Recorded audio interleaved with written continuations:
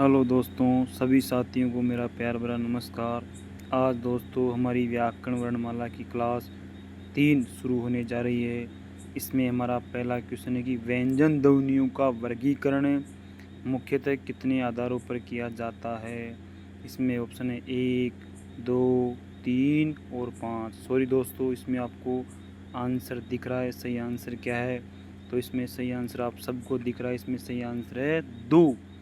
दो कौन कौन से दोस्तों? व्यंजनों को उच्चारण की दृष्टि से दो भागों में विभाजित किया जाता है। पहला भाग है दोस्तों उच्चारण स्थान के आधार पर, और दूसरा स्थान है दोस्तों ये प्रयत्न के आधार पर। उच्चारण स्थान पर कैसे दोस्तों? जैसे मान लो दोस्तों, जो वर्ण जहाँ से निकलता है वही उस वर्ण का उच्चारण स्थान ऐसा है। जैसे च च वर्ण हमारे तालु से बोलता है। जैसे मेरे पास है क वर्ण दोस्तों हमारे इस कंठ से बोलता है, तो ये कंठे वर्ण कहलाएगा। च वर्ण हमारे तालु से बोलता है, तो ये तालव्य वर्ण कहलाएगा। ट वर्ण हमारे मूर्धा से मूर्धा से बोला जाता है, तो ये मूर्धन्य कहलाएगा। इसी प्रकार दोस्तों प और फ हमारे होस्ट के माध्यम से बोले जाता है, तो ये होष्टि वर्ण कहलाएंगे। इसी प्रकार दोस्तों ये प्रयत्न दो प्रकार का होता है, आभ्यंतर प्रयत्न और बाह्य प्रयत्न। अब देखो दोस्तों, अगला क्वेश्चन है हमारा, निम्न में से सघोष अलप प्राण है। निम्न में से सघोष अलप प्राण है दोस्तों। सघोष भी है और अलप प्राण भी है। अब दोस्तों पहले तो बताओ कि अलप प्राण में कौन कौन से वर्ण आते हैं। अलप प्राण में दोस्तों वर्ग का पहला, तीसरा और पांचवा, यानी कैसे कबूतर, जैसे गाय, और इसमें अणका लिया जाएगा। यानी वर्गों के तीसरे, पहले और पांचवें वर्ण को अलप प्राण में शामिल किया जाता है। और सघोष में कौन से वर्ण आते हैं दोस्तों? सघोष भी दोस्तों ये दो पूछ रहा है, इसको अलप ऐसा वर्ण जो अलप प्राण भी है और सघोष भी है। सघोष को दोस्तों चाहे घोष कह दो चाहे सघोष कह दो, बात एक ही है। देखते हैं पहला ऑप्शन क्या है, क। क्या दोस्तों क अपना इसमें आता है अलप प्राण में? जी दोस्तों क बिल्कुल अलप प्राण में आता है। क्या दोस्तों क हमारा सघोष वर्ण के अंतर्गत आएगा या फिर घोष वर्ण के? तो सघोष और घोष एक ही बात होती है। तो दोस्तों इसमें हमारा सही ऑप्शन हो जाएगा, इसमें आपको सही ऑप्शन दिख रहा है, इसमें दोस्तों हमारा सही ऑप्शन हो जाएगा द। इसमें दोस्तों हमारा सही ऑप्शन क्या हो जाएगा? द हो जाएगा। द ऐसा वर्ण है दोस्तों जो अलप प्राण में भी आएगा और सघोष के अंतर्गत भी आएगा। ठीक है दोस्तों। अब देखो दोस्तों, क ऑप्शन हमारा सही था, परंतु दोस्तों क सघोष के अंतर्गत नहीं आता। 6 ऑप्शन दोस्तों हमारा क्या ये 6 ऑप्शन इसमें नहीं होगा दोस्तों। घ ऑप्शन दोस्तों इसमें नहीं होगा। इसमें सही आंसर होगा दोस्तों द। क्या होगा दोस्तों? द हमारा इसमें सही आंसर हो जाएगा, क्योंकि दोस्तों द ऐसा वर्ण है जो ये सघोष भी है और अलप प्राण में भी है। अलप प्राण भी, अब देखो अलप प्राण में कौन कौन से वर्ण आते हैं? वर्ग का दोस्तों पहला, तीसरा और पांचवा। सघोष के अंतर्गत क्या क्या आते हैं दोस्तों? वही वर्ग का कौन कौन सा? तीसरा, चौथा और पांचवा वर्ण सघोष के अंतर्गत आता है। ठीक है दोस्तों, चलते हैं दोस्तों अगले क्वेश्चन में। देखो, सौर तंत्रियों में होने वाली गूंज या नाद कंपन के आधार पर वर्णों को दो भागों में बांटा जाता है, घोष या सघोष। दोस्तों घोष के दो या सघोष के दो। जिन वर्णों का उच्चारण करते समय स्वर तंत्रियों में कंपन पैदा होती है उन्हें घोष वर्ण कहते हैं। घोष वर्ण का दूसरा नाम क्या है? सघोष। अब देखो दोस्तों, क वर्ग का तीसरा, चौथा, पांचवा। च वर्ग का तीसरा, चौथा, पांचवा। ट वर्ग का तीसरा, चौथा, पांचवा वर्ण। उसी प्रकार दोस्तों त वर्ग का तीसरा, चौथा, पांचवा। उसी प्रकार दोस्तों प वर्ग का तीसरा, चौथा, पांचवा। यानी वर्गों के तीसरे, चौथे और पांचवें व्यंजन वर्णों को अपने क्या कहते हैं? सघोष कहते हैं या घोष वर्ण कहते हैं। और ये र, ल, व, है तथा सभी से, और ये संख्या में 31 होते हैं। यानी घोष या सघोष व्यंजन वर्ण कितने होते हैं? संख्या में 31 होते हैं। 31 कैसे हुए दोस्तों? हमारे दोस्तों शोर हो गए दोस्तों। हमारे मतलब ये वर्गों के कितने व्यंजन हो गए दोस्तों? हमारे वर्गों के यानी ये 15 तो हमारे वर्गीय व्यंजन हो गए। ये र, ल, व है 5 ये हो गए दोस्तों 20, और 20 और 11 शोर है दोस्तों 31 वर्ण इस प्रकार हुए हैं। अघोष जिन ध्वनियों के उच्चारण में स्वर तंत्रियों में कंपनियां गूंज उत्पन्न नहीं होती, उन्हें अघोष वर्ण कहते हैं। इनकी संख्या 13 है। 13 कैसे भी दोस्तों, यानी वर्ग का पहला दूसरा, यानी क वर्ग का पहला दूसरा, च वर्ग का पहला दूसरा, ट वर्ग का पहला दूसरा, त वर्ग का पहला दूसरा, प वर्ग का पहला दूसरा। तो ये कितने हो गए दोस्तों, ये 10 वर्ण हो गए दोस्तों, यानी वर्गों के पहले और दूसरे व्यंजन वर्ण। इस प्रकार 10 वर्ण तो दोस्तों वर्गों के हो गए। श श श 3 ये हो गए दोस्तों 13 वर्ण हो गए दोस्तों। ठीक है, अब आगे चलते हैं दोस्तों। अब श्वास वायु की मात्रा के आधार पर वर्णों के दो भेद होते हैं, यानी किसी वर्ण को बोलने में कम वायु की आवश्यकता होती है, किसी वर्ण को बोलने में अधिक श्वास वायु की आवश्यकता होती है। कम श्वास वायु की आवश्यकता वाले वर्णों को अपन अल्प प्राण कहते हैं। ज़्यादा वायु लगने वाले वर्णों को अपन महाप्राण कहते हैं। जिन वर्णों के उच्चारण में श्वास वायु मुख विवर से कम मात्रा में निकलती है उन्हें अल्प प्राण कहते हैं। यानी जिन वर्णों को बोलने में कम वायु की आवश्यकता होती है वो अल्प प्राण कहलाते हैं। जिन वर्णों को बोलने में ज़्यादा वायु की आवश्यकता होती है उन्हें महाप्राण कहते हैं। दोस्तों वर्ग का देखो दोस्तों, तीसरा, चौथा, पाँचवा, इन वर्णों को बोलने में कम वायु की आवश्यकता होती है, परंतु वर्गों के दूसरे और चौथे वर्णों को बोलने में अधिक मात्रा में श्वास वायु की आवश्यकता होती है, तो इन्हें महाप्राण कहते हैं। ठीक है दोस्तों, चलो आगे दोस्तों। स्वर तंत्रियों में कंपन के आधार पर हिंदी वर्णमाला में व्यंजनों को दो वर्ग बनते हैं दोस्तों। एक तो अल्प प्राण, नहीं दोस्तों क्या पूछ रहा है, श्वास वायु के आधार पर नहीं पूछ रहा है, ये पूछ रहा है स्वर तंत्रियों में कंपन के आधार पर दोस्तों। पहला ऑप्शन है दोस्तों हमारा अल्प प्राण, महाप्राण। दूसरा ऑप्शन है स्पर्श या अंतस्थ। चौथा ऑप्शन है उष्म या स्पर्श। तीसरा ऑप्शन है अपना अघोष या सघोष। अब देखो दोस्तों, मैंने आपको भी बताया कि अघोष और सघोष क्या होता है। अघोष वर्ण में कौन कौन से वर्ण आते हैं। अघोष वर्ण में व्यंजन वर्ग का दोस्तों, व्यंजन वर्ग का पहला और दूसरा आएगा। सघोष वर्ग में दोस्तों क्या आएगा, सघोष वर्ग में वर्ग का तीसरा, चौथा, पांचवा वर्ण सघोष के अंतर्गत आएगा। अघोष के अंतर्गत आएगा वर्ग का पहला और दूसरा। अब देखो दोस्तों, हमारा पहला ऑप्शन है अल्प प्राण और महाप्राण। जिन वर्णों को बोलने में कम श्वास वायु की आवश्यकता होती है उन्हें अल्प प्राण कहते हैं। जैसे पहला, तीसरा और पांचवा। महाप्राण, जिन वर्णों को बोलने में अधिक वायु की आवश्यकता होती है उन्हें महाप्राण कहते हैं, जैसे दूसरा और चौथा। स्पर्श में क्या होता है, स्पर्श व्यंजन होते हैं दोस्तों क से लेकर म तक। क से लेकर म तक के वर्ण है, व्यंजन वर्ण है, वो स्पर्श वर्ण कहलाते हैं। अंतस्थ में क्या होता है, अंतस्थ व्यंजन वर्ण 4 होते हैं दोस्तों, ये, व, र, ल। उष्म वर्ण होते हैं दोस्तों श, श, ह। 4 वर्ण उष्म वर्ण होते हैं। स्पर्श वर्ण होते हैं दोस्तों 25 क से लेकर म तक। तो इसमें हमारा सही ऑप्शन हो जाएगा दोस्तों 3 नंबर का राइट आंसर हो जाएगा दोस्तों। 3 नंबर का राइट आंसर हो जाएगा अघोष और सघोष। अब देखो दोस्तों, हमारा आगे का क्वेश्चन है दोस्तों, इधर भी दोस्तों कुछ ना कुछ देखो। अब देखो दोस्तों क्या कह रहा है, किस क्रमांक में सघोष व्यंजन नहीं है। अब पहले ये बताओ दोस्तों, हमारा पहला ऑप्शन होगा, दूसरा होगा, तीसरा होगा या चौथा होगा। कह रहा है दोस्तों सघोष व्यंजन नहीं है। अब आपको मैंने बताया था दोस्तों कि स्वर तंत्रियों में गूंज उत्पन्न के आधार पर व्यंजन वर्णों को दो भागों में बांटते हैं, अघोष और सघोष। सघोष में कौन कौन से वर्ण आएंगे, सघोष में आएंगे दोस्तों तीसरा, चौथा, पाँचवा, यानी वर्ग का तीसरा, चौथा, पाँचवा वर्ण आएगा। अघोष में क्या आएगा, वर्ग का पहला और दूसरा वर्ण आएगा। अब देखो दोस्तों ख और ख ये हमारे कौन से वर्ण हैं, ये हमारे अघोष वर्ण है। ध और न, द और न दोस्तों ये क्या है, ये दोस्तों हमारे सघोष व्यंजन है। ज और ज ये क्या है, हमारे सघोष व्यंजन है। ब और ब ये हमारे क्या है, सघोष व्यंजन है। परंतु ख और ख ये वर्ग का पहला और दूसरा अक्षर है, ये हमारे अघोष व्यंजन है। तो दोस्तों इस प्रकार हमारा सही आंसर हो जाएगा 1 नंबर का दोस्तों, हमारा राइट आंसर हो जाएगा दोस्तों। ठीक है दोस्तों, अब देखो निम्न में से महाप्राण वर्ण कौन से हैं, महाप्राण वर्ण कौन से हैं।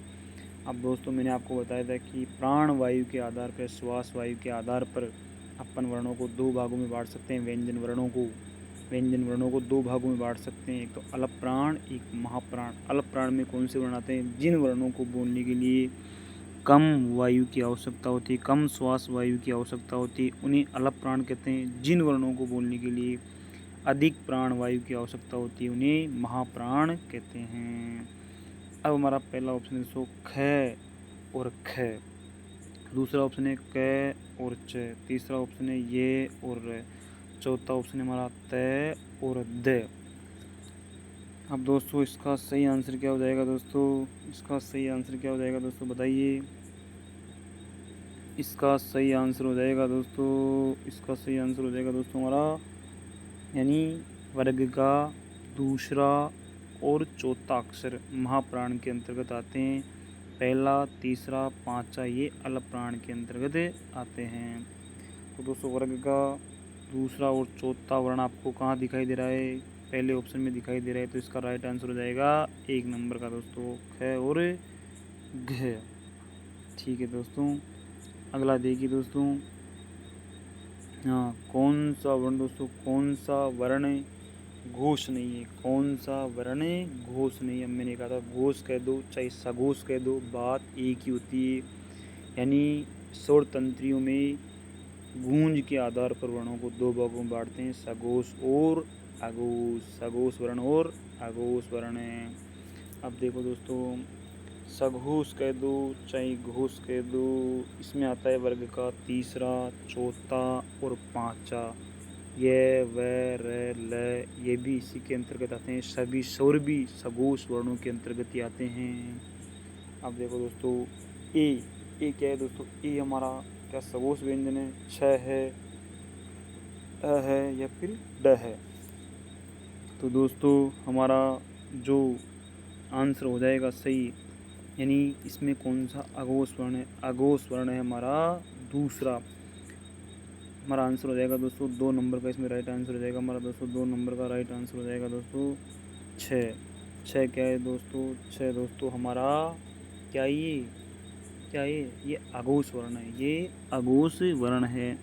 ए है हमारा, ये घोष वर्ण है। घोष को क्या कह सकते हैं अपन? सघोष वर्ण कहते हैं। अ है, अ दोस्तों क्या है? अ हमारा सघोष कह दो या घोष कह दो। ड है हमारा, ये भी हमारा सघोष वर्ण है। परंतु दोस्तों च और छ यानी वर्ग का पहला और दूसरा वर्ण ना, वो अघोष वर्ण के अंतर्गत आते हैं। ठीक है दोस्तों, अगला आंसर है हमारा। अब देखो, घोष वर्णों को याद करने की ट्रिक दोस्तों आपको ऐसे ही याद रह जाएंगे। घोष वर्णों के अंतर्गत वर्ग का तीसरा, चौथा और पांचवा, तीसरा और तीसरा, चौथा, पांचवा, यानी वर्ग का तीसरा वर्ण ख, ज, ड, द, ब और वर्ग का चौथा अक्षर, वर्ग का पांचवा अक्षर, यानी सभी वर्गों का, यानी क जो क वर्ग है, जो च वर्ग है, ट वर्ग है, फ वर्ग है, त वर्ग है, इन सभी वर्गों के तीसरे, चौथे, पांचवें वर्ण घोष वर्ण के अंतर्गत आएंगे। और दोस्तों देखो, घोष यानी सघोष वर्ण और सभी स्वर भी इसी के अंतर्गत आते हैं, परंतु अघोष वर्ण के अंतर्गत क्या आएंगे? अघोष वर्ण के अंतर्गत दोस्तों वर्ग का पहला और दूसरा, वर्ग का पहला और दूसरा और श ये 13 वर्ण, ये 13 व्यंजन वर्ण अघोष के अंतर्गत आएंगे। ठीक है दोस्तों,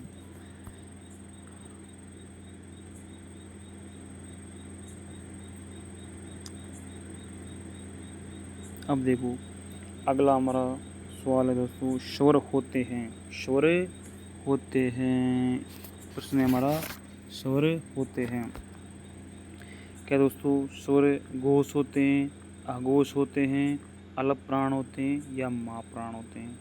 हमारे स्वर किसके अंतर्गत आएंगे? हमारे स्वर है ना, वो घोष के अंतर्गत आएंगे या अघोष के अंतर्गत आएंगे या अलप प्राण के अंतर्गत आएंगे या महाप्राण के अंतर्गत आएंगे? तो हमारे स्वर आपको पता है, स्वर वर्ण किसके अंतर्गत आते हैं? स्वर वर्ण सघोष के अंतर्गत आते हैं, घोष के अंतर्गत आते हैं।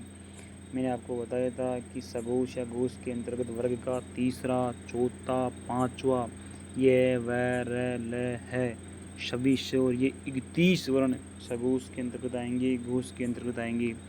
अघोष के अंतर्गत क्या होता है? वर्ग का पहला, दूसरा, श। ये अघोष के अंतर्गत आते हैं। अलप प्राण के अंतर्गत क्या आते हैं? अलप प्राण के अंतर्गत हमारे वर्ग का पहला, तीसरा, पांचवा वर्ण ये अलप प्राण के अंतर्गत आते हैं। महाप्राण के अंतर्गत यानी वर्ग के दोस्तों दूसरा और चौथा वर्ण ये हमारे महाप्राण के अंतर्गत आते हैं। चलो दोस्तों, कौन अगला क्वेश्चन है हमारा, इसमें राइट आंसर हो जाएगा दोस्तों घोष वर्ण, जो आपको सभी को दिखाई दे रहा है। अगला हमारा क्वेश्चन है दोस्तों, निम्न में से घोष वर्ण कौन से हैं? अब पहले ये बताओ कि घोष का दूसरा नाम क्या है? घोष को ही अपन सघोष के नाम से जानते हैं, तो घोष वर्ण के अंतर्गत या सघोष वर्ण के अंतर्गत वर्ग का तीसरा, चौथा, पांचवा वर्ण इसके अंतर्गत आता है। अब बताओ दोस्तों हमारा राइट आंसर क्या होगा दोस्तों? पहला होगा, दूसरा होगा, तीसरा होगा या फिर चौथा होगा दोस्तों? तो दोस्तों इसमें हमारा राइट आंसर हो जाएगा दोस्तों चतुर्थ ऑप्शन, यानी 4 नंबर का ऑप्शन हो जाएगा है हमारा क्या है दोस्तों? सघोष वर्ण है, घोष वर्ण है दोस्तों, सघोष वर्ण या घोष वर्ण है। ठीक है दोस्तों। अब देखो दोस्तों, वर्ग का मैंने क्या कहा था? वर्ग का तीसरा, चौथा, पांचवा ये व र ल है, ये 31 वर्ण, ये 31 व्यंजन वर्ण सघोष के अंतर्गत आएंगे, परंतु वर्ग का पहला, दूसरा, श ये 13 वर्ण, ये 13 वर्ण दोस्तों, ये 13 वर्ण ये अघोष के अंतर्गत आएंगे। अगला सवाल है हमारा, किस क्रम में अघोष व्यंजन है? किस क्रम में अघोष व्यंजन है दोस्तों? पहले ऑप्शन में क, ख, दूसरे ऑप्शन में द, न, तीसरे में ज, झ, चतुर्थ ऑप्शन में ब और फ। अब देखो दोस्तों, हमारा पहला ऑप्शन है सही होगा या दूसरा होगा या तीसरा होगा या चौथा होगा?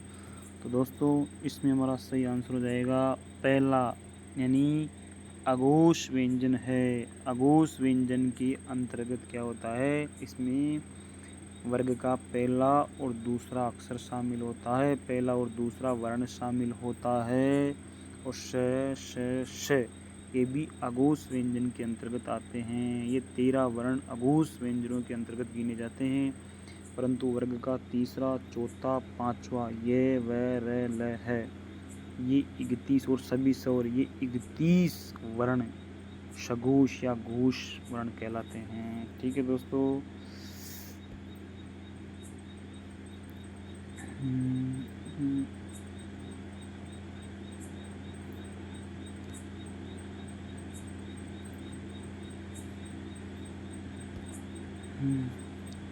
अब देखो दोस्तों, हमारा अगला क्वेश्चन है दोस्तों, हमारा अगला क्वेश्चन है हाँ, किस क्रम में अघोष व्यंजन है? किस क्रम में अघोष व्यंजन है? मैंने आपको बताया दोस्तों अघोष व्यंजन हो जाएंगे। अघोष व्यंजन कौन कौन से हैं? यानी अघोष व्यंजन के अंतर्गत वर्ग का पहला, दूसरा, श ये 13 वर्ण अघोष व्यंजन के अंतर्गत आते हैं। तो इसमें हमारा राइट आंसर क्या हो जाएगा दोस्तों?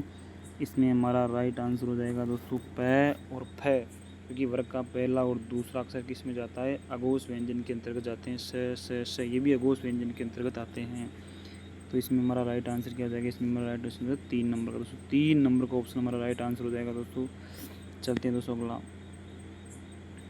निम्नलिखित में से वत्सरीय दोस्तों, निम्नलिखित में से वत्सरीय है, निम्नलिखित में से वत्सरीय वर्ण कौन सा है? अब देखो दोस्तों, पहले तो ये बताओ वत्सरीय होता क्या? वत्सरीय क्या होता है? सो हमारे जो ये होते हैं ना मसूड़ों के ऊपर जो ये खुरदरा भाग है अंदर, दांतों के अंदर जो हमारी ये खुरदरा भाग है, दांतों के अंदर जो हमारा ये खुरदरा भाग है ना, एक बार अपनी जीभ लगा के देखो दोस्तों, दांतों के अंदर दोस्तों हमारा खुरदरा भाग है, दांतों के ऊपर। यहाँ दोस्तों हमारे इस खुरदरे भाग को क्या कहते हैं? इस खुरदरे भाग को दोस्तों मैंने वत्सरीय कहते हैं, वत्सरीय कहते हैं। तो यानी वत्सरीय वर्ण हमारा क्या है? वत्सरीय व्यंजन कौन सा है हमारा? वत्सरीय व्यंजन कौन बताएगा हमारा? है क्या इसमें? तो दोस्तों इसमें से हमारा कोई भी वत्सरीय व्यंजन नहीं है। अब देखो चलते हैं, मुख्य विवर में ऊपरी दांतों की भीतरी मसूड़ों के ऊपर का खुरदरा भाग वत्सरीय कहा जाता है। न, श, ज र ल वत्सीय व्यंजन माने जाते हैं। आदिकाल में इनका विकास हुआ है दोस्तों। न श ज र ल वत्सीय व्यंजन माने जाते हैं। आदिकाल में इनका विकास हुआ है। परंतु दोस्तों इसमें ल क्या है? हलंत है। इसमें श क्या है? हलंत है। और ये वत्सीय व्यंजन हलंत नहीं होते, परंतु ऑप्शन में क्या देख रखा है? ऑप्शन में हलंत दे रखा है। स भी हलंत है, ल भी हलंत है। इसीलिए हमारा आंसर दोस्तों सही नहीं हुआ, इसलिए इसमें स्टार लगा हुआ है। चलो दोस्तों अगला क्वेश्चन देखते हैं अपन।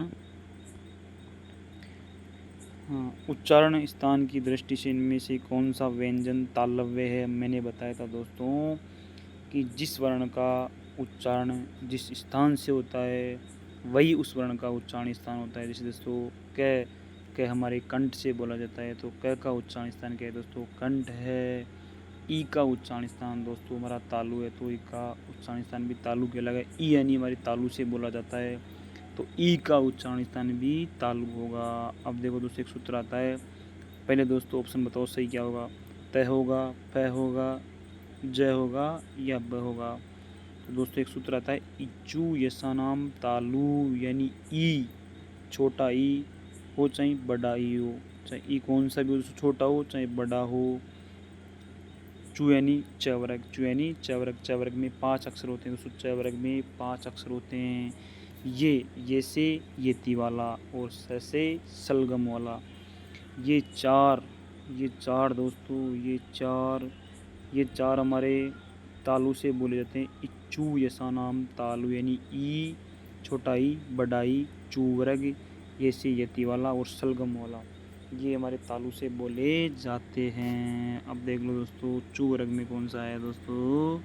तीसरा ऑप्शन हमारा सही हो जाएगा दोस्तों। चू यशानाम तालु, इसमें छोटा ई हो गया, बड़ा ई हो गया, चू वर्ग हो गया, चू वर्ग में 5 अक्षर आते हैं, ये हो गया और सलगम वाला हो गया दोस्तों। चलो दोस्तों देखो पंचांग शब्द में उच्चरित ध्वनियों का लेखन निम्नलिखित में से किसमें हुआ है दोस्तों? पंचांग। अब पंचांग के टुकड़े करेंगे दोस्तों, पंचांग के टुकड़े करेंगे दोस्तों, तो पहले तो पा आएगा, फिर इसमें क्या आएगा? च वर्ग का पंचम अक्षर आएगा, च वर्ग का पंचम अक्षर आएगा दोस्तों, फिर चा आएगा, फिर ग वर्ग का पंचम अक्षर आएगा दोस्तों। इस प्रकार दोस्तों हमारा सही ऑप्शन हो जाएगा दोस्तों 1 नंबर का होगा, 2 नंबर का होगा, 3 नंबर का होगा, 4 नंबर का होगा। तो दोस्तों हमारा सही आंसर हो जाएगा 3 नंबर का दोस्तों हमारा सही ऑप्शन हो जाएगा पंचांग। ये उसकी पंचांग के टुकड़े दोस्तों, ये सही होगा 3 नंबर वाला ऑप्शन। ठीक है दोस्तों, अब देखो दोस्तों हमारा अगला क्वेश्चन है दोस्तों, हमारा हाँ देखो द्वित्व का प्रयोग किस शब्द में नहीं हुआ, यानी ऐसा ऑप्शन बताओ जिसमें दो वर्ण दोस्तों दो वर्ण आए हो, यानी एक जैसे 2 वर्ण आए हो, वो द्वित्व कहलाएगा दोस्तों। अब देखो दोस्तों पहला ऑप्शन है सच्चा में क्या 2 वर्ण दोस्तों एक वर्ण 2 बार आया, एक वर्ण दोस्तों 2 बार आया। कुत्ता में दोस्तों क्या एक वर्ण 2 बार आया। बग्घा में क्या दोस्तों एक वर्ण 2 बार आया। बलगा में क्या दोस्तों एक वर्ण 2 बार आया। अब देखो दोस्तों सच्चा में एक वर्ण, पहले दोस्तों हमारा आंसर की बात करते हैं। हमारा सही आंसर होगा उसमें 3 नंबर का दोस्तों, हमारा राइट आंसर हो जाएगा 3 नंबर का। अब देखो दोस्तों सच्चा के अंतर्गत च 2 बार आया, बग्गा के अंदर ग 2 बार आया, और कुत्ता के अंदर दोस्तों त 2 बार आया, एक बार पूरा और एक बार आधा। च भी एक बार पूरा और एक बार आधा, ग भी एक बार पूरा और आधा। इस प्रकार द्वित्व का मतलब होता है एक वर्ण 2 बार आए, उसे कहते हैं द्वित्व। ठीक है दोस्तों, जैसे एक होता है बल्ला, बल्ला में देखो दोस्तों ल 2 बार आएगा, ब आधा ल और एक बार पूरा ल, बल्ला। ठीक है दोस्तों, अगला क्वेश्चन देखो तुम, 2 समान व्यंजनों का साथ साथ प्रयुक्त होना द्वित्व कहलाता है। इक्का, जैसे इक्का, दक्का, सुग्गा, बच्चा, थप्पड़ आदि। अगला क्वेश्चन है हमारा, निम्नलिखित में से कौन सी बात गलत है दोस्तों? निम्नलिखित में से कौन सी बात गलत है? अब देखो द शघोष माँ प्राण दंते है। अब दोस्तों 3 बातों के बारे में हमारे से जानना चाहता है, 3 बातों को एक साथ एक क्वेश्चन में पूछ रहा है दोस्तों। यानी शघोष, पहले बताओ दोस्तों शघोष में कौन कौन से वर्ण आते हैं? शघोष में वर्ग का तीसरा, चौथा और 5वां वर्ण आते हैं। ध सघोष वर्ण है। माँ प्राण के अंतर्गत वर्ग का दूसरा और चौथा वर्ण आता है, तो दोस्तों चौथा वर्ण है। अब दोस्तों लर्तु लसानाम दंता त वर्ग के अंतर्गत आता है क्या? द आता है क्या? बिल्कुल आता है। अब देखो दोस्तों ब, क्या दोस्तों ब बकरी वाला हमारा सघोष है क्या? सघोष तो है, सघोष भी है दोस्तों, लेकिन क्या ये माँ प्राण के अंतर्गत आएगा? ये माँ प्राण के अंतर्गत नहीं आएगा। माँ प्राण के अंतर्गत वर्ग का दूसरा और चौथा वर्ण आता है, और ये तीसरा वर्ण है होष्टे दोस्तों, उपू पद्मनाम। बिल्कुल दोस्तों दोस्तों ब ना, ये होष्टे वर्ण तो है, लेकिन ये महाप्राण नहीं है। तो इस प्रकार हमारा सही आंसर क्या हो जाएगा दोस्तों? 2 नंबर का हमारा सही आंसर हो जाएगा, क्योंकि ये ब है ना, महाप्राण के अंतर्गत नहीं आता। च अलप प्राण के अंतर्गत आता है, तालु के अंतर्गत आता है, आघोष वर्ण है। ख हमारा कंठे वर्ण, ख का उच्चारण स्थान कंठ है, क्योंकि ख कंठ के माध्यम से बोला जाता है। ख महाप्राण भी है, ख आघोष भी है दोस्तों, ख आघोष भी। आघोष वर्ण कौन कौन से होते हैं? वर्ग का पहला, दूसरा, महाप्राण के अंतर्गत वर्ग का दूसरा, चौथा आता है कंठे दोस्तों। अकुह विसर्जनीय नाम कंठ, यानी अ, उवर्ग और है और विसर्ग, ये हमारे कंठ से बोले जाने वाले वर्ण हैं, इन्हें हम कंठे वर्ण के नाम से जानते हैं। अब देखो शौर रहित र का प्रयोग हुआ है, शौर रहित र का प्रयोग हुआ है, शौर रहित र का प्रयोग हुआ है, यानी शौर रहित र का प्रयोग हुआ है। ये पूछ रहा है कि दोस्तों शौर रहित र का प्रयोग हुआ है, इसमें ये पूछ रहा है अपने से, क्या ट्रक में हुआ है, क्या पुनः निर्माण में हुआ है, क्या त्राटक में हुआ है, क्या शत्रु में हुआ है। यानी शौर रहित र का, यानी ऐसा र बताओ जिसका निर्माण उस शब्द में शौर से हुआ है, यानी शौर से हुआ है। शौर रहित र का, यानी ये पूछ रहा है ऐसे र बताओ, यानी हलंत र बताओ जिसमें पूरे र का प्रयोग नहीं हुआ है। अब देखो दोस्तों इस ट्रक में क्या है, ये टैग तो है हलंत, और इसमें जो र मिल रखा है ना, यानी आपको ध्यान रखना है, जो र पैरों में होता है, किसी शब्द के नीचे लगता है, वो तो होता है पूरा, और ऐसा र जो किसी वर्ण के ऊपर लगता है वो होता है आधा, और ऐसा र जो किसी के पैरों में या किसी के नीचे लगता है तो वो पूरा होता है, और ऐसा र जो किसी के ऊपर लगता है वो आधा होता है। अब त्राटक में भी क्या है दोस्तों, र पूरा है, इस ट्रक में भी र पूरा है, शत्रु में भी, स्त्रु में भी र पूरा है, परंतु पुनर्निर्माण में र आधा है, क्योंकि र ऊपर लगा हुआ है। अब देखो इस त्राटक में क्या है, र में क्या मिल रखा है, आ, तो ये पूरा हो गया। इस ट्रक वाले र में भी क्या मिल रखा है, ए, तो ये पूरा है।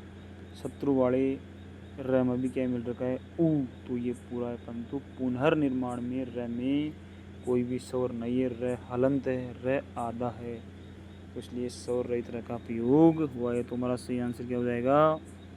2 नंबर का हमारा सही आंसर हो जाएगा पुनर्निर्माण।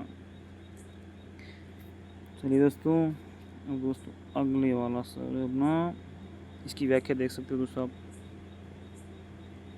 व्याख्या आप देख सकते हो दोस्तों, इसमें क्या हो रखा है। अब देखो दोस्तों यहाँ इस पुनर्निर्माण में र के आगे कोई भी स्वर नहीं है, परंतु त्राटक में देखो र के आगे आ है तो र पूरा हो गया।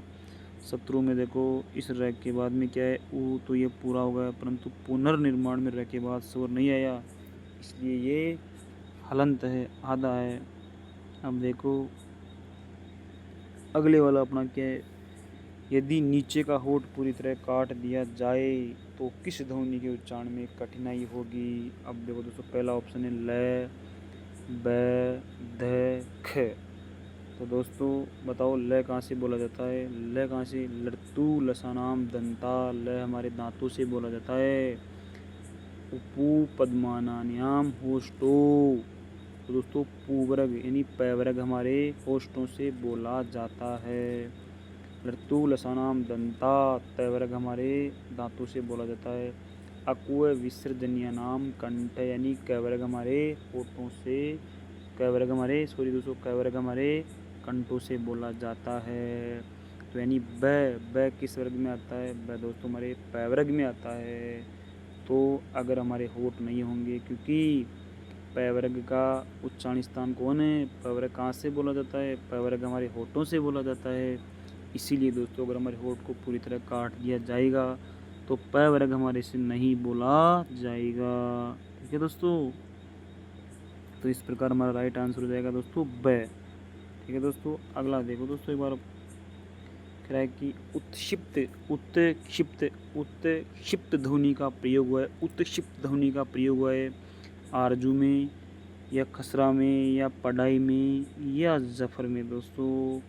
अब दोस्तों देखो क्या होता है, उत्क्षिप्त अर्थ क्या होता है? जिसके उच्चारण में जीव्या की नोक झटके से नीचे गिरती है तो वह उत्क्षिप्त यानी फेंका हुआ ध्वनि कहलाती है या फेंका हुआ वर्ण कहलाता है। ढ और ढ उत्क्षिप्त ध्वनियाँ हैं और पढ़ाई में ढ उत्क्षिप्त ध्वनि, क्योंकि ऐसे वर्ण जिनको बोलने पर जीभ झटके से नीचे गिरती है, जैसे ढ और ढ, ये दो वर्ण दोस्तों उत्क्षिप्त वर्णों के अंतर्गत आते हैं। तो हमारा सही आंसर हो जाएगा दोस्तों 3 नंबर का ढ, क्योंकि ढ और ढ ये दो वर्ण उत्क्षिप्त ध्वनि के अंतर्गत आते हैं। ढ और ढ ये दो वर्ण, ड से डमरू और ड से ढक्कन वाला, ये दो वर्ण उत्क्षिप्त वर्णों के अंतर्गत आते हैं। तो ये हमें तीसरे ऑप्शन में दिखाई दे रहा है। तो हमारा सही ऑप्शन हो जाएगा 3 नंबर का हमारा राइट ऑप्शन हो जाएगा दोस्तों पढ़ाई। क्या हो जाएगा दोस्तों? पढ़ाई। अब देखो दोस्तों अगला है हमारा दोस्तों, देखो सही है, चलो एक बार हम देखो अगला क्वेश्चन है दोस्तों हमारा श श श श श श श है। कौन से व्यंजन कहलाते हैं? क्या ये प्रकम्पी कहलाते हैं? क्या ये संघर्षी कहलाते हैं? क्या ये स्पर्श संघर्षी कहलाते हैं? क्या ये स्पर्शी वर्ण कहलाते हैं? तो दोस्तों हमारा सही ऑप्शन हो जाएगा 3 नंबर का हमारा राइट ऑप्शन हो जाएगा, ये संघर्षी व्यंजन कहलाते हैं, स्पर्शी व्यंजन कहलाते हैं। क से लेकर म तक, यानी वर्गीय व्यंजन है ना, यानी ये 25 वर्ण है ना वर्गों के, क से लेकर म तक, ये वर्ण हमारे स्पर्शी वर्ण कहलाते हैं। संघर्षी वर्ण होते हैं हमारे श श श है। यानी दोस्तों जिन वर्णों को बोलने में, यानी जिन ऐसे व्यंजन वर्ण जिनको बोलने में हमारे मुख से गर्म हवा निकलती हो, यानी उष्ण, यानी हमारे मुंह में दोस्तों ये घर्षण होता है। घर्षण हमारे मुख के अंगों में क्या होता है? घर्षण होता है। तो ये वर्ण क्या कहलाते हैं? संघर्षी व्यंजन वर्ण कहलाते हैं। चलो अब देखो दोस्तों ऋण को क्या कहेंगे? हमारा अगला ऑप्शन क्या होगा दोस्तों? ऋण को क्या कहेंगे? ऋण को क्या कहेंगे? अक्षर कहेंगे, वर्णमाला कहेंगे, व्यंजन कहेंगे या फिर दोस्तों स्वर कहेंगे है, क्या कहेंगे दोस्तों? अब देखो दोस्तों ऋण को दोस्तों अक्षर कहेंगे। अक्षर तो नहीं होता दोस्तों, अक्षर तो वो होता है जिसके आगे टुकड़े नहीं हो सकते, जैसे ई है, ई के आगे टुकड़े नहीं हो सकते। वर्णमाला दोस्तों वर्णों के व्यवस्थित समूह को वर्णमाला कहते हैं। व्यंजन क्या होता है? ऐसा वर्ण जो स्वरों की सहायता से बोला जाता है, वो व्यंजन है। तो इसमें दोस्तों हमारा सही आंसर क्या हो जाएगा? स्वर। इसमें हमारा सही ऑप्शन क्या हो जाएगा? स्वर हो जाएगा दोस्तों। क्या हो जाएगा दोस्तों? स्वर हो जाएगा दोस्तों, स्वर। चौथा ऑप्शन हमारा सही हो जाएगा। देखो दोस्तों ऋण लिखने की दृष्टि से स्वर है, लेकिन उच्चारण की दृष्टि व्यंजन री होता है दोस्तों, री। ऋण लिखने की दृष्टि से स्वर है, लेकिन उच्चारण की दृष्टि से व्यंजन री होता है। अपन कैसे बोलते हैं ऋण को? ऋण, री री, ऋण बोलते हैं दोस्तों अपन। ठीक है दोस्तों, अगला दोस्तों अपना क्वेश्चन है दोस्तों, अगला अपना क्वेश्चन कौन सा है? अगला अपना क्वेश्चन रहेगा इसमें ये वाला। हाँ, रू वर्ण का विच्छेद किस क्रमांक में? दोस्तों रू वर्ण किन दो वर्णों से मिलकर बना है दोस्तों? देखो दोस्तों रू दोस्तों र के अंतर्गत क्या होता है? पहला ऑप्शन है र प्लस उ, र प्लस बड़ा उ, र प्लस री, र प्लस ई।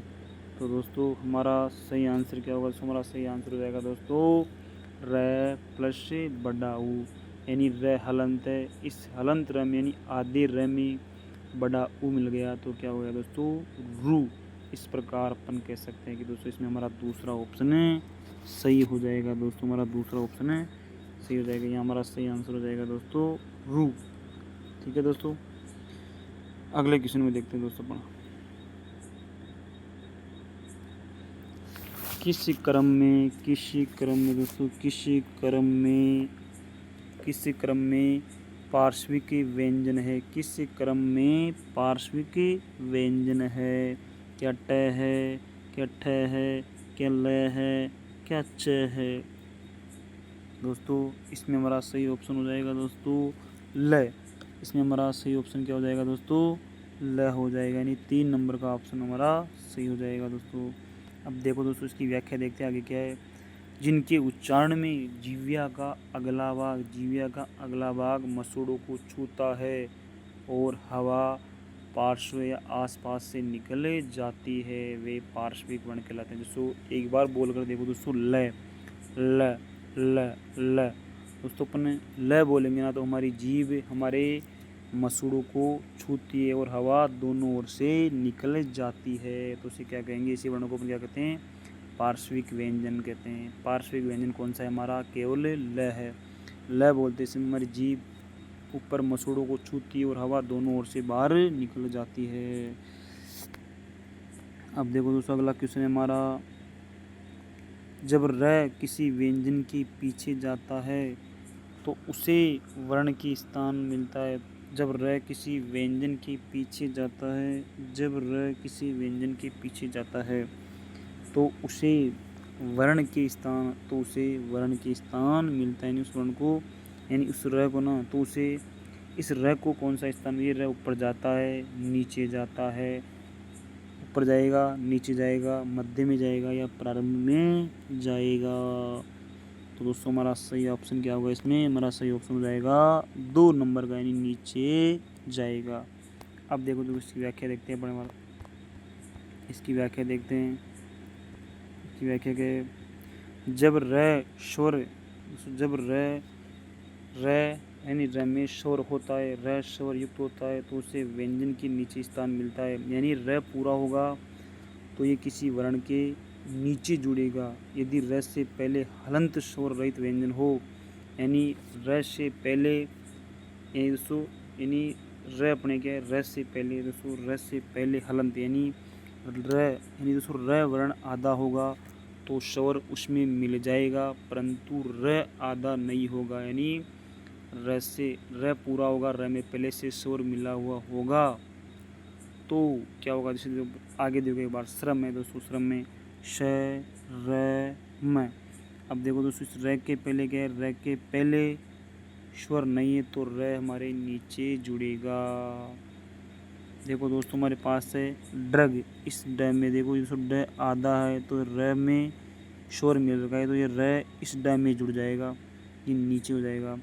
जब र से पूर्व व्यंजन स्वर युक्त हो, यानी जब र से पूर्व कोई व्यंजन है, यानी र से पहले कोई व्यंजन वर्ण है और उसमें स्वर मिला हुआ हो तो उसे मध्य में स्थान मिलता है, जैसे क्रम में दोस्तों क र म। अब देखो दोस्तों इस र से पहले क्या है? ये क है ना, क पूरा है, क पूरा है। अगर ये क आधा होता तो ये र इसके नीचे जुड़ जाता आधा, परंतु इसमें जुड़ा क्यों नहीं? क्योंकि क पहले से पूरा है, क में पहले से स्वर मिला हुआ है तो इसको इस र को इसके नीचे स्थान नहीं मिला है दोस्तों। ठीक है दोस्तों, चलते हैं दोस्तों अपना अगला क्वेश्चन है क्या, किस क्रम में स्पर्श संघर्षी व्यंजन है? अब मैंने आपको एक बात कही दोस्तों, एक बात बोली थी कि स्पर्श व्यंजन वर्ण कौन कौन से होते हैं। स्पर्श व्यंजन वर्ण हमारे 25 होते हैं, क से लेकर म तक।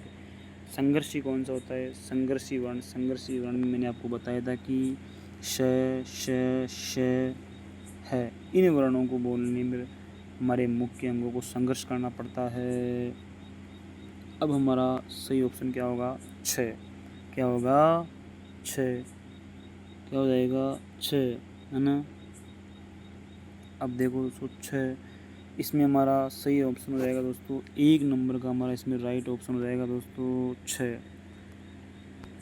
जिन वर्णों के उच्चारण में स्पर्श का समय अपेक्षाकृत अधिक होता है, जिन व्यंजनों के उच्चारण में स्पर्श का समय अपेक्षाकृत अधिक होता है और उच्चारण के बाद वाला भाग संघर्षी हो जाता है, वे स्पर्श संघर्षी कहलाते हैं। जैसे च, ज, छ और ज, ये क्या कहलाएंगे दोस्तों? स्पर्श संघर्षी कहलाएंगे दोस्तों। तो इसमें हमारा सही ऑप्शन हो जाएगा 1 नंबर का दोस्तों। आगे चलो दोस्तों, किस क्रम में पश्च स्वर है? किस क्रम में पश्च स्वर है? यानी जिन वर्णों को बोलते समय, जिस स्वरों को बोलते समय हमारी जीभ पीछे की ओर जाती है वो तो कहलाएंगे पश्च स्वर। जिन स्वरों के उच्चारण में हमारी जीभ आगे की ओर आते हैं वो कहलाएंगे अग्र स्वर। जिन वर्णों को यानी जिन स्वरों को बोलते समय हमारी जीभ मध्य में होती है तो वो कहलाएंगे मध्य स्वर। तो दोस्तों इसमें हमारा सही ऑप्शन क्या होगा? ई होगा, ऊ होगा, ए होगा या आई होगा? तो दोस्तों इसमें हमारा सही ऑप्शन हो जाएगा दोस्तों ऊ। ऊ को बोलते समय हमारी जीभ क्या होती है दोस्तों? पीछे की तरफ जाती है, पीछे की तरफ जाती है। जिह्वा के आडी स्थिति के आधार पर, जिह्वा के आडी स्थिति के आधार पर यानी अभी हमारी जीभ जैसे है वैसे के आधार पर स्वरों के 3 प्रकार होते हैं। अग्र स्वर, जिन स्वरों के उच्चारण में जिह्वा का अग्र यानी आगे का भाग सक्रिय होता है उन्हें अग्र स्वर कहते हैं। यानी हमारे ई, एक बार बोल के देखो, ई, ए, आई, हमारे जीभ का आगे का भाग सक्रिय है तो ये अग्र स्वर कहलाएंगे। मध्य स्वर, जिन स्वरों के उच्चारण में जिह्वा का मध्य भाग ऊपर तालु की ओर उड़ता है उसे मध्य स्वर कहते हैं। जैसे दोस्तों बोल के देखो अ में हमारी जीभ दोस्तों जगह की जगह ही है दोस्तों। बोल के देखो अ में दोस्तों हमारी जीभ है ना वो मध्य में ही है, ना तो आगे जा रही ना पीछे जा रही है। परंतु एक बार बोल के देखो ऊ, ओ, ये स्वर बोलते समय हमारी जीभ पीछे की ओर जा रही है। जिन स्वरों के उच्चारण में जीभ का पिछला भाग सक्रिय होता है, जैसे ऊ, हमारे जीभ के दोस्तों 3 भाग कर दिए, अग्रभाग, मध्य भाग और पश्च भाग। ठीक है दोस्तों, अगला क्वेश्चन दोस्तों हमारा ख, क नहीं क, ग, ज, फ ध्वनियाँ किसकी है? ये संस्कृत की है, ये अरबी फारसी की है, दक्षिण भाषाओं की है या फिर ये अंग्रेजी की है दोस्तों। तो दोस्तों ये इन्हें अपन आगत स्वर भी कहते हैं दोस्तों। इन्हें क्या कहते हैं? आगत स्वर भी कहते हैं। तो हमारा सही ऑप्शन हो जाएगा दोस्तों, हमारा सही ऑप्शन क्या होगा? हमारा सही ऑप्शन होगा अरबी और फारसी की है। किसकी है? अरबी और फारसी की है। उक्त वर्ण आगत ध्वनियाँ हैं। ये ध्वनियाँ हिंदी में, अरबी, फारसी, तुर्की आदि भाषाओं की है, परंतु हिंदी में फारसी के द्वारा आई है। इन वर्णों के नीचे लगे बिंदुओं को नुक्ता कहते हैं, नुक्ता। जैसे मैंने लिख दिया दोस्तों ख, ज, फ। इन व्यंजनों के नीचे अगर मैंने बिंदु लगा दी तो ये क्या कहलाएंगे दोस्तों? नुक्ता कहते हैं, नुक्ता कहेंगे दोस्तों। नुक्ते से क के नीचे मैंने बिंदी लगा दी, ख के नीचे मैंने बिंदी लगा दी, ग के नीचे मैंने बिंदु लगा दी, तो दोस्तों इन्हें मैं क्या कहूँगा दोस्तों? लगे बिंदु को दोस्तों, इस बिंदु को मैं नुक्ता कहूँगा, नुक्ता। अगला क्वेश्चन है अपना, किस क्रम में तालव्य व्यंजन नहीं है दोस्तों? पहला ऑप्शन है च, दूसरा है घ, तीसरा है ज और चौथा है ये। आप देखो दोस्तों, इच्चू एक सूत्र बताया था मैंने आपको, इच्चू यसानाम तालु यानी छोटा ई, बड़ा ई, च वर्ग जैसे यति वाला ये और शलगम, ये वर्ण हमारे मुख के तालु भाग से बोले जाते हैं। इच्चू यसानाम तालु। तो हमारा सही ऑप्शन हो जाएगा दोस्तों, इसमें पूछ रहा है नहीं है घ। घ हमारे कंठ से बोले जाते हैं। अकु है विसर्जनीय नाम कंठ यानी क वर्ग, तो अ, क वर्ग, है और विसर्ग, ये 4 हमारे कंठ से बोले जाते हैं। इच्चू यसानाम तालु यानी ई, तो ई, चौवर्ग, ये और शलगम ये हमारे तालव्य व्यंजन कहलाते हैं। अब देखो दोस्तों हमारे पास है घे। घे किससे मिलकर बनता है? घे किससे मिलकर बनता है? ज और च वर्ग का 5वां वर्ण, ज और ज और ज वर्ग का ही 5वां अक्षर यानी च वर्ग के तीसरे और 5वें वर्ण से मिलकर क्या बनता है? झे। दोस्तों ये घे नहीं, घे, इससे अपन क्या बोलते हैं? पीछे अपन गलती से घे बोलते हैं, परंतु ये क्या है? ज है, झे। ज और ये से मिलकर ये बनता है दोस्तों, यानी च वर्ग के तीसरे और पांचवें वर्ण से मिलकर ये जय बनता है। परंतु अपन इसे भूलवश क्या बोलते हैं, भूलवश क्या बोलते हैं, अपने भूलवश इसको घे बोलते हैं, घे। परंतु ये घे नहीं दोस्तों, ये क्या है, जे है। तो दोस्तों आज अपन अपनी क्लास को यहीं विराम देते हैं। आज अपनी क्लास का अंतिम क्वेश्चन भी यही है। थैंक यू दोस्तों, धन्यवाद। अगले क्वेश्चन अपन कल लेंगे। अच्छा दोस्तों रुको, अगला अपना एक पेज और है दोस्तों, अगला अपना एक पेज और है, उसको भी अपन आज ही करेंगे दोस्तों, उसको भी अपन आज ही करेंगे। किस क्रम में अंतस्वर्णी, मैंने कहा क्या था दोस्तों, अंतस्वर्णी में दोस्तों 4 आता है, 4 वर्ण आते हैं, 4 व्यंजन वर्ण आते हैं, ये व र ल। अब देखो दोस्तों, ये र ल व, ये र ल व है दोस्तों, है अंतस्थ वर्ण नहीं है दोस्तों, है क्या नहीं है, अंतस्थ वर्ण नहीं है। तो हमारा राइट आंसर क्या हो जाएगा दोस्तों, है। अगला क्वेश्चन देखो दोस्तों, किस क्रमांक में ई स्वर का सही उच्चारण स्थान है, कंठ है, तालु है, होष्ट है या मुर्दा है। ई का मैंने आपको सूत्र बताया था, इच्चू यशानाम तालु, अकु है, विसर्जन नाम, कंठ है, ऋतु रसाणाम मुर्दा, उपु पद्मानान्याम होष्टो। ठीक है दोस्तों, ई का हो जाएगा दोस्तों तालु। देखो व्यंजन वर्गीकरण की दृष्टि से ल व्यंजन किस वर्ण भेद में रखा जाएगा दोस्तों। दोस्तों ल कहाँ से बोला जाता है दोस्तों, ल कहाँ से बोला जाएगा दोस्तों, ल हमारे क्या है दोस्तों, ल वत्सरी है दोस्तों, अपन ल बोलते हैं ना, ल बोलते इसमें हमारी जीव है ना, ल बोलते इसमें हमारी जीभ, हमारा जो ये भाग है ना मसूड़ा वाला, हमारी जीभ वहाँ टच करती है और हवा जीभ के दोनों ओर से बाहर निकल जाती है। ल बोल कर देखो, ल जीभ ऊपर की ओर पूरी टच करती है और हवा दोनों साइडों से बाहर निकल जाती है। ऋतु रसाणाम मुर्दा, अकुव विसर्जन नाम, कंठ, लड़तु लसनाम दंता। देखो दोस्तों, उच्चारण की प्रकृति और प्रयत्न के अनुसार हिंदी ड और ड व्यंजनों की सही संज्ञा किस क्रमांक है। क्या ये पार्श्विक वर्ण है, क्या ये लुंठित वर्ण है, क्या ये अनुनासिक वर्ण है, क्या ये उत्क्षिप्त वर्ण है दोस्तों।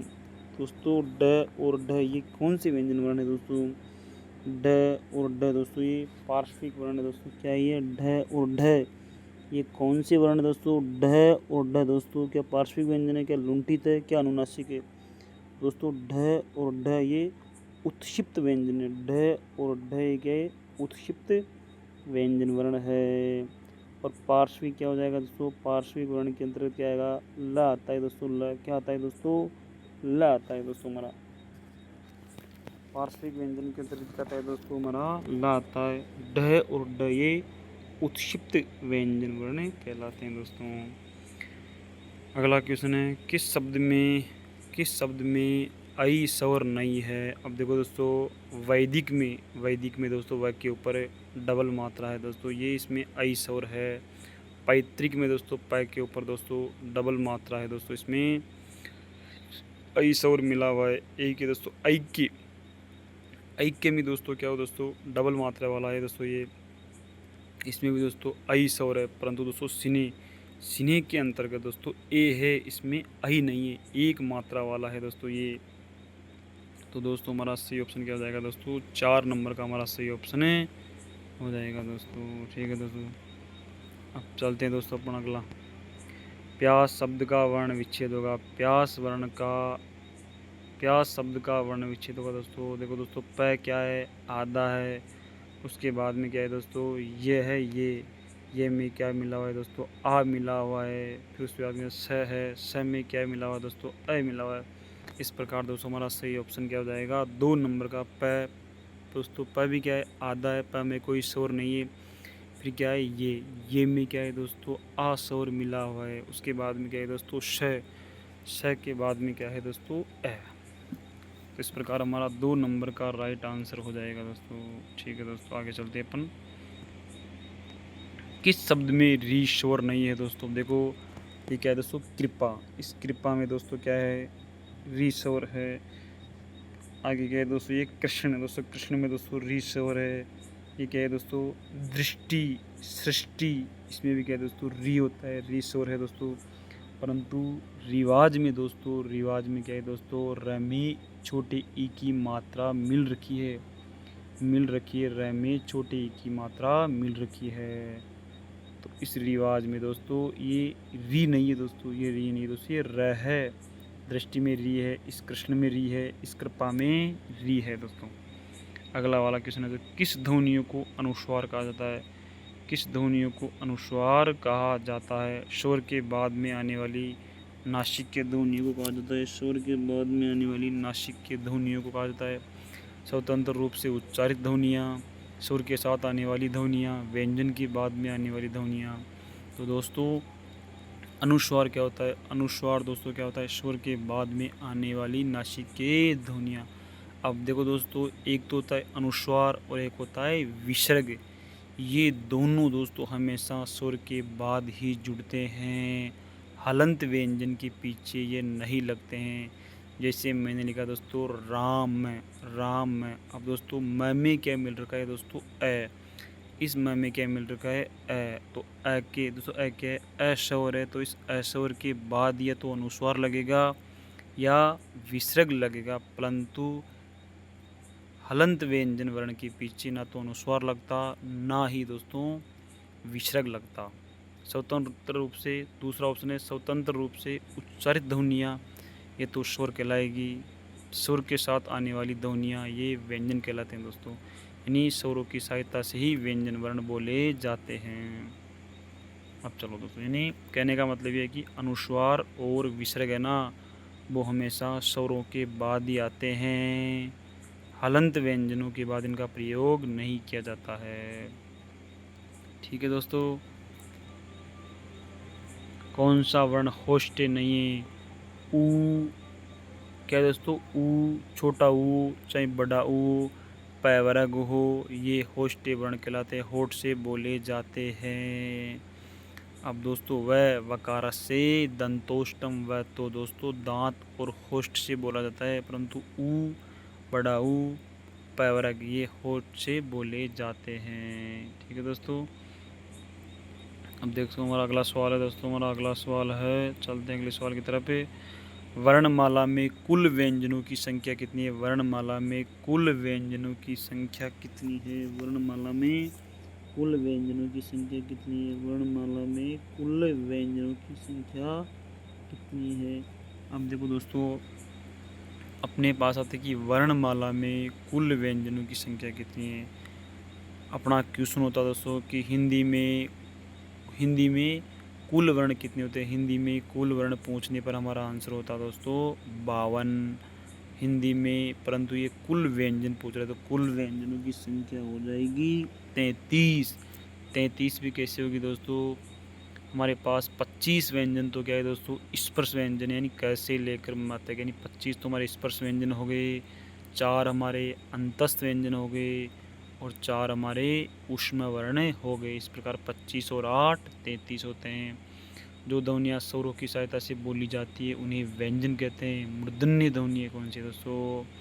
देखो दोस्तों, मूर्धन्य ध्वनियाँ ऐसी ध्वनियाँ जो मूर्धन्य से बोली जाती है, यानी मुख्य मूर्धन्य से बोली जाती है। रीटू रसाणाम मृदा, यानी री और टैवरग षटकोण वाला श, ये वर्ण हमारे मुख्य मूर्धन्य भाग से बोले जाते हैं। इनको याद करने का सूत्र है रीटू रसाणाम मृदा, रीटू रसाणाम मृदा।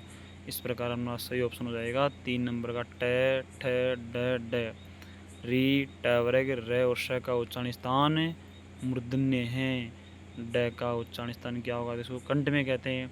कंठ में दोस्तों हमारे अकु है, विसर्जनीय नाम कंठ यानी अ, और कैवरग और है और विसर्ग ये हमारे कंठ से बोले जाते हैं। इन वर्णों का उच्चारण स्थान है कंठ। इच्चू यसा नाम तालु, ई, अडाई, चूवरग ये और शलगम, इन वर्णों का उच्चारण स्थान तालु है। लर्तु लसानाम दंता, यानी ल और तैवरग ये हमारे दांतों से बोले जाते हैं, लेकिन रीटू यानी री और टैवरग हमारे मृदा से बोले जाते हैं, यानी रीटू रसाणाम मृदा, रीटू रसाणाम मृदा। अगला क्वेश्चन है हमारा, निम्न में से अलप प्राण वर्ण कौन से हैं? निम्न में से अलप प्राण वर्ण कौन से हैं? अब देखो दोस्तों, अलप प्राण यानी जिन वर्णों को बोलने के लिए कम श्वास वायु की आवश्यकता होती है उन्हें अलप प्राण कहते हैं। जैसे अलप प्राण वर्ग का तीसरा, पांचवा और पहला, यानी पहला, तीसरा, पांचवा वर्ण क्या कहलाते हैं? अलप प्राण कहलाते हैं, क्योंकि इन वर्णों को बोलने के लिए कम प्राण वायु की आवश्यकता होती है। तो कहाँ दिख रहा है आपको वर्ग का पहला, तीसरा और पांचवा? पहले ऑप्शन में दिख रहा है। तीसरी ऑप्शन में क्या है? फ। फ वर्ग का दूसरा अक्षर है तो ये माँ प्राण में जाएगा। थ क्या है दोस्तों? थ भी वर्ग का दूसरा अक्षर है तो ये माँ प्राण के अंतर्गत जाएगा। ठीक है दोस्तों, तो इस प्रकार हमारा सही ऑप्शन हो जाएगा 1 नंबर का दोस्तों, यानी वर्ग का पहला, तीसरा और पांचवा ये वर्ण अलप प्राण के अंतर्गत आएंगे। निम्नलिखित में से संयुक्त व्यंजन कौन से हैं? संयुक्त व्यंजन हमारे पास कौन से होते हैं? क्या ये र ल होते हैं? क्या श श ह होते हैं? क्या प फ ब होते हैं? क्या ये कश त्र जय होंगे? तो दोस्तों हिंदी में संयुक्त व्यंजन कितने होते हैं? 4 होते हैं। कश, त्र, जय, श्रय, ये 4 वर्ण क्या होते हैं? 4 संयुक्त व्यंजन होते हैं। कश, त्र, झ, श्र। संयुक्त व्यंजन का पहला व्यंजन अरहित तथा अगला स्वर रहित होता है। जैसे त्र, इस त्र में दोस्तों ये क्या होता है? त, हलंत और र पूरा है। उसी प्रकार दोस्तों ये क्या है हमारे पास? ये हमारे पास कश, इसमें क, हलंत और षटकोण वाला श पूरा है। निम्न में संयुक्त व्यंजन है दोस्तों, संयुक्त व्यंजन है। मैंने संयुक्त व्यंजन क्या था? संयुक्त व्यंजन दोस्तों हिंदी में 4 होते हैं। कश, त्र, जय, श्रय। ठीक है दोस्तों, इस प्रकार हमारा 1 नंबर का ऑप्शन राइट हो जाएगा दोस्तों, श्रय। अगला क्वेश्चन है हमारा, निम्नलिखित में से कौन सा वर्ण नासिक के हैं? अब दोस्तों ऐसे वर्ण बताओ जो नाक से बोले जाते हैं। ऐसे वर्ण बताओ जो नाक से बोले जाते हैं, यानी वर्गों के पंचम अक्षर दोस्तों, वर्गों के पंचम अक्षर, यानी क वर्ग का पांचवा अक्षर, यानी च की लाइन का पांचवा अक्षर, ट की लाइन का पांचवा अक्षर, त की लाइन का पांचवा अक्षर, प की लाइन का पांचवा अक्षर, ये 5 वर्ण नाक से बोले जाते हैं। आप नाक बंद करके नहीं बोलने की कोशिश कीजिए। नहीं बोल सकते दोस्तों, नहीं बोल सकते दोस्तों। जैसे न न दोस्तों, आप नाक बंद करके बोल के देखिए, न अपने से नहीं बोलेगा, क्योंकि न नाक से बोला जाता है। यानी वर्गों के पंचम अक्षर, यानी क वर्ग का पांचवा, च वर्ग का पांचवा अक्षर, इन सभी वर्गों के 5वें अक्षर नाक से बोले जाते हैं। तो इसमें हमारा सही ऑप्शन हो जाएगा 1 नंबर का अण। अण, ये न म, ये नासिक के व्यंजन है। निम्नलिखित ध्वनियों में से बताइए कि कौन सा वर्ण होष्ट नहीं है, यानी होठ से बोले जाने वाला वर्ण नहीं है। अब दोस्तों मैंने क्या कहा था? क्या मैं नहीं है, प नहीं है, फ नहीं है, क्या ये नहीं है? अब देखो दोस्तों, प वर्ग यानी उपपदमानान्याम होष्ट, उपपदमान्यानाम होष्ट, यानी ऊ और प वर्ग होठ से बोले जाएंगे। परंतु इच्चू ऐसा नाम तालु चू वर्ग का 5वां अक्षर है हमारे चौथे ऑप्शन में, तो ये तो हमारे तालु से बोला जाएगा। ठीक है दोस्तों, धन्यवाद। आज अपन अपनी क्लास को यही विराम देते हैं। आज का अपना अंतिम क्वेश्चन यही है दोस्तों आपको अगर किसी क्वेश्चन में दिक्कत है तो आप मुझे कमेंट कर सकते हो। निश्चित होकर दोस्तों, आप निश्चिंत रहिए, निश्चिंत होकर दोस्तों मेरे से आप पूछ सकते हो कि मुझे इस क्वेश्चन में डाउट है। तो दोस्तों मैं निस्संदेह आपके कमेंट का जवाब दूंगा। जय हिंद, जय भारत दोस्तों।